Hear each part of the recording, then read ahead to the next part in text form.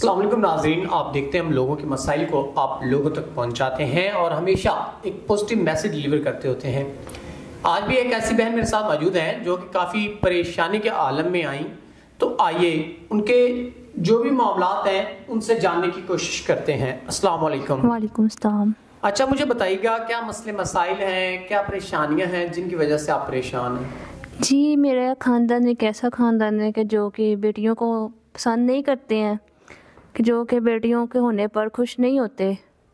تو جب میں پیدا ہوئی تو میرے والد صاحب بہت غم زدہ ہو گئے کہ میرے گھر بیٹی پیدا ہو گئی ہے۔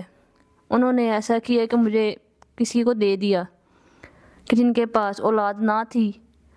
انہوں نے مجھے پالا پوسا بڑا کیا، انہوں نے میری ہر خواہش پوری کی، جس کے بعد میری جو والدہ تھی جن کو میرے ماں باپ نے مجھے سونپا تھا، ان کی طبیعت کافی خراب رہنے لگی، جس کی وجہ سے ان کا انتقال ہو گیا۔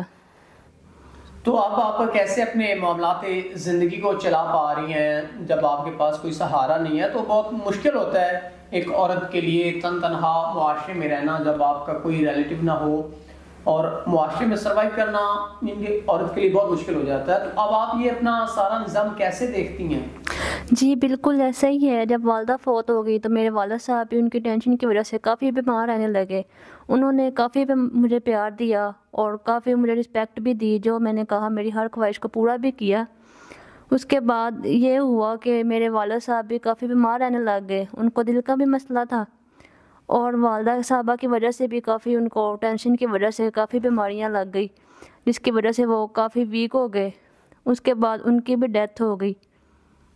تو اب آپ اپنے معاملات کیا دیکھتی ہیں فیوچر؟ آپ اپنے شادی کے حوالے سے کیسے آپ اپنا نظام زندگی آگے؟ جی، والد صاحب کے بعد میں بالکل اکیلی رہ گئی تھی۔ اس کے بعد میں نے بچوں کو پڑھا کے اپنا گزارا کیا، ٹیوشن وغیرہ بچوں کو پڑھایا اور بچوں کو پڑھا کے اپنا گزارا کرتی رہی اور اپنی زندگی چلاتی رہی۔ تو اب آپ کیا چاہتی ہیں؟ کہ اگر کوئی ایسا انسان جو آپ کے تمام تر معاملات زندگی کو اور آپ کو عزت دے تو کیا آپ نکاح کے لیے تیار ہیں؟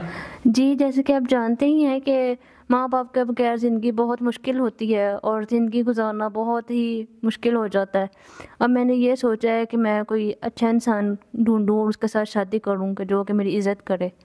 ناظرین، ایسا انسان ڈھونڈوں جو میری عزت کرے تو اس سے نکاح کے لیے بہن تیار ہیں، اور آپ اگر استطاعت رکھتے ہیں تو آپ نکاح کو عام کریں، نہ کہ زنا کو۔ تو ہم امید کرتے ہیں کوئی نیک انسان اس بہن سے ضرور نکاح کرے گا۔ تو اسی کے ساتھ اپنے میزبان نواب احمد کو دیں اجازت۔ خدا حافظ۔